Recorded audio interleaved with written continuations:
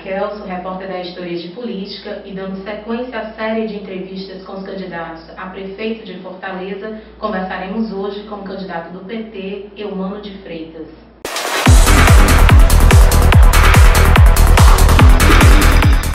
Candidato, vamos iniciar a conversa pensando e questionando como é que o senhor vai defender, o senhor é candidato à continuação da atual gestão, como é que o senhor pretende defender alguns pontos criticados pela atual gestão por outros candidatos? Olha, eu entendo que Fortaleza tem muitos desafios. Vários desses desafios são históricos. Então eu tenho clareza de que Fortaleza nos últimos anos passa por uma transformação importante. Eu sou candidato do PT do presidente Lula e da presidente Dilma, porque nós acreditamos num projeto. Nós iniciamos um processo de transformação em Fortaleza. É evidente que o processo de transformação não implica que todos os problemas de Fortaleza estão resolvidos.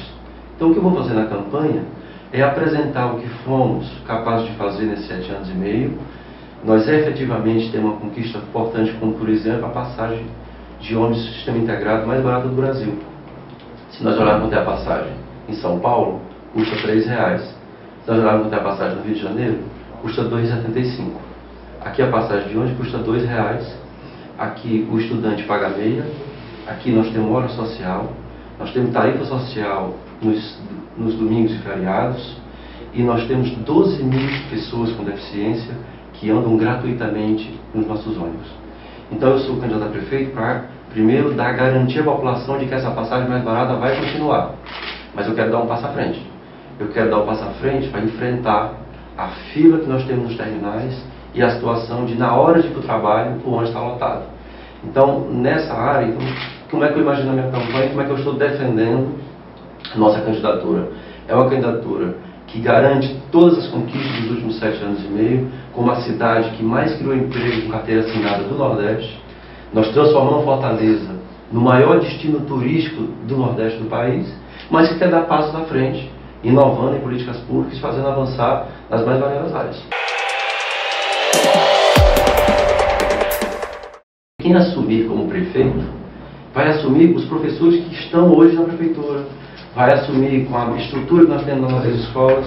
E o que é que nós fizemos, portanto? Nós valorizamos significativamente a nossa categoria. Nós temos 60% dos nossos professores com especialização. Nós temos 99% dos nossos graduados. E eu, quando estava na Secretaria de Educação, garanti que todo e qualquer professor que ainda tenha nível médio e possa e queira fazer a faculdade, o governo banca a faculdade para ele ter nível superior. E qual era o desafio? E qual é o desafio que está posto para a Fortaleza na educação? Nós temos que utilizar a escola para superar a exclusão que nós temos na área digital. Nós fizemos a entrega de um notebook para cada professor com uma ferramenta de trabalho. Nós vamos instituir uma página na internet da Secretaria, onde todos os conteúdos das diversas aulas de todos os anos, para os professores terem um suporte de conteúdo. Nós precisamos agora avançar para computador para aluno.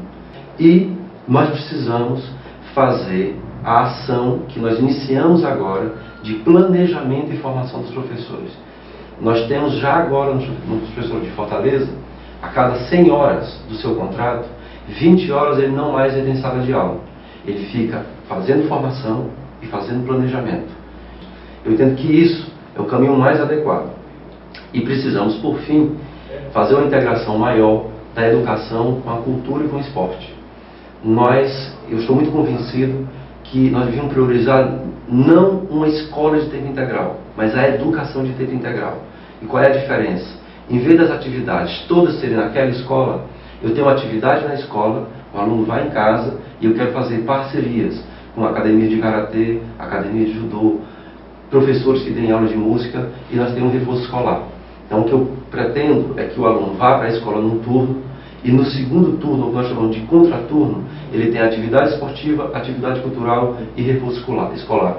E para mim isso é uma das principais ações que nós devemos ter no combate às drogas.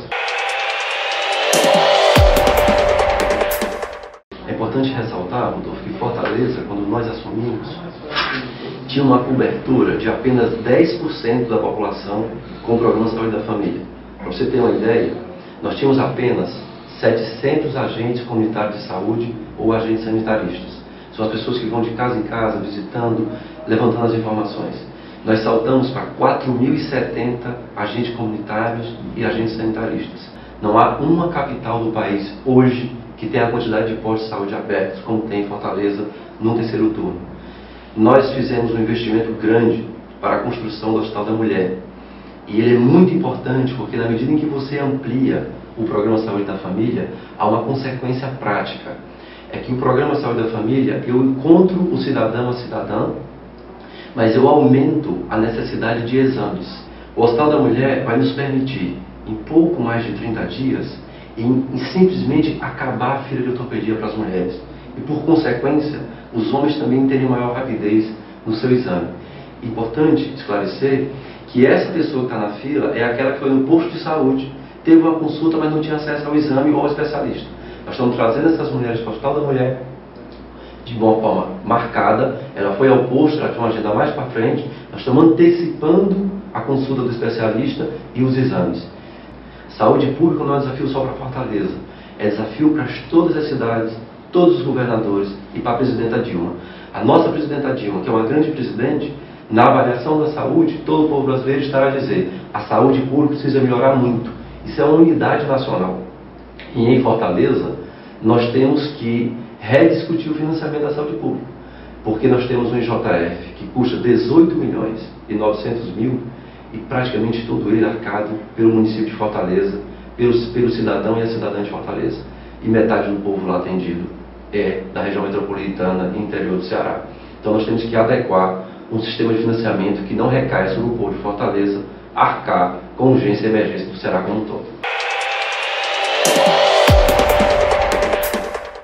Nós temos em Fortaleza algo em torno de 5 a 6 mil veículos por mês a mais rodando, andando na nossa malha viária. Fortaleza tem algo em torno de 3.200 quilômetros de malha viária. Então nós precisamos primeiro compreender que é uma questão cultural, que é de uma ampla participação de pessoas numa nova economia que nós fizemos a partir do governo do presidente Lula, que tiveram acesso a veículos, que têm seus veículos e com eles se movimentam e caminham na cidade e andam pela cidade. Nós precisamos, não há outro caminho senão investir prioritariamente em transporte público. E nós temos uma situação que é necessário fazer faixa exclusiva e faixa prioritária. O que nós estamos fazendo com o Transfor, que é um programa de fazer melhoria na malha viária de Fortaleza, que nós pegamos principalmente as avenidas que interligam terminais. Se você olhar Bezerra de Menezes, nós ligamos a Domingos Olímpio, a Juvita Feitosa, são avenidas de linhas de ônibus. Por que é que nós fizemos essas mudanças? Porque nós queremos ali fazer faixa prioritária ou exclusiva para o ônibus. Porque o nosso ônibus anda a 12 km por hora. Nós precisamos, portanto, aumentar muito a velocidade média. E os ônibus de Fortaleza transportam por dia 1 milhão de pessoas. Portanto, a ampla maioria da população se movimenta em transporte público de ônibus. Nós precisamos, primeiro, interligar os nossos ônibus de Fortaleza com a região metropolitana. Eu sou daqueles que acham que planejamento urbano do CAS de Fortaleza não mais pode ser pensado no planejamento de Fortaleza. Nós temos que planejar Fortaleza como ela é, uma metrópole. Portanto, nós temos que pensar o planejamento de Fortaleza chamando os prefeitos da região metropolitana a, por exemplo, os ônibus de Calcaia, eles têm que vir até o terminal e voltar do terminal e interligar a valor de passagem. E a pessoa descer no terminal e pegar outro ônibus para vir para o centro de Fortaleza ou para outro bairro. Primeiro é importante a gente ter claro de que não é qualquer coisa que eu posso colocar no evento Copa do Mundo.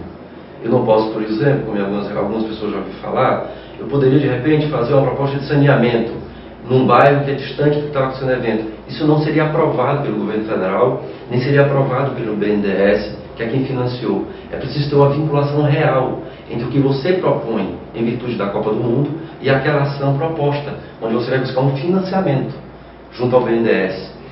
O que é que nós fizemos? Aproveitamos situações que a cidade tem e que de alguma maneira tem relação com o evento para melhorar a mobilidade urbana em Fortaleza. Dá um exemplo concreto. Nós temos ali na Raul Barbosa, onde tem aquele posto policial, um ponto crucial que dá um engarrafamento enorme naquele trecho. Ali nós vamos fazer 3 viadutos e nós vamos acabar com o sinal.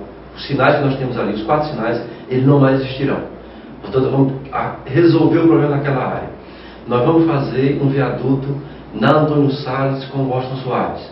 Nós vamos ampliar a Paulino Rocha, a Alberto Craveiro, melhorar a Dedé Brasil. E na Dedé Brasil, ali próximo onde era o Colégio Voluntivo, está sendo feito um shopping, próximo ao terminal, ali terá também um viaduto, ali também não terá mais o sinal. Perceba que são obras que de alguma maneira são vias que de alguma se relacionam com o evento, porque existe um estádio naquela região. Então esses pontos que eram razoáveis tecnicamente para aprovar junto ao governo federal, nós aproveitamos e apresentamos, e por isso foram aprovados, e por isso nós estamos com esse recurso já com a prefeitura, já fizemos todos os processos executivos, já licitamos as obras, tínhamos iniciado, uma empresa desistiu de uma obra, nós já estamos fazendo a licitação como manda a lei, como assim nos orientou o Tribunal de Contas dos Municípios, porque nós temos que seguir a legislação e os órgãos de controle. Nós estamos já fazendo a licitação, vamos fazer todas as obras que tinham de fato relação com o evento Copa do Mundo, e nós ganhamos Fortaleza como sede da Copa porque tivemos consistência técnica, seja nos estádios, seja na mobilidade urbana. Nós estamos exatamente agora instalando no centro de Fortaleza, no nosso patrimônio histórico e nas nossas praças, câmeras para a gente fazer vídeo monitoramento desses equipamentos. Praça do Ferreira, Praça Coração de Jesus, Praça dos Leões, são todos equipamentos de patrimônios históricos que nós vamos fazer vídeo monitoramento lá da Guarda Municipal 24 horas de maneira permanente. E eu defendo que a gente consiga ampliar isso para outros equipamentos e outras áreas da cidade. E nós vamos fazer isso para preservar o patrimônio público e histórico do nosso município, mas também para garantir maior segurança ao cidadão. Nós vamos disponibilizar essas imagens para a Polícia Militar e, em alguma situação criminosa, para a Polícia Civil, para a resolução de questões de investigação criminal.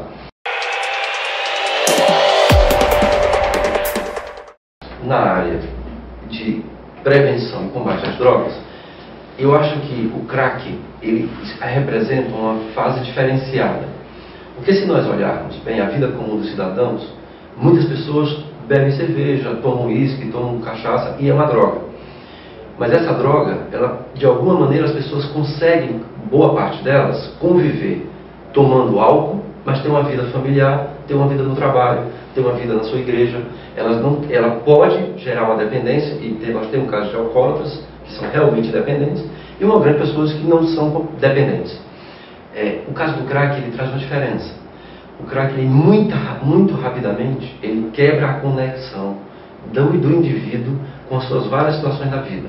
Ele quebra a conexão com a família, ele quebra a conexão com o trabalho, ele quebra a conexão com a sua fé, com a sua religiosidade, com a sua vida social. Portanto, o crack aponta claramente o caminho que a prevenção é, de fato, uma questão de relação do êxito da política. A possibilidade de êxito na política de combate ao crack, depois da pessoa estar viciada, é muito menor, o maior gasto que eu faça, do que se eu tivesse investimento em prevenção. Porque eu estou muito convencido, nós temos que pegar nossas escolas, as escolas privadas, e fazer uma ação grande com os clubes sociais para ter escola, cultura e esporte. Mas eu sou favorável a que nós tenhamos um centro de referência para auxiliar as pessoas que são drogadas.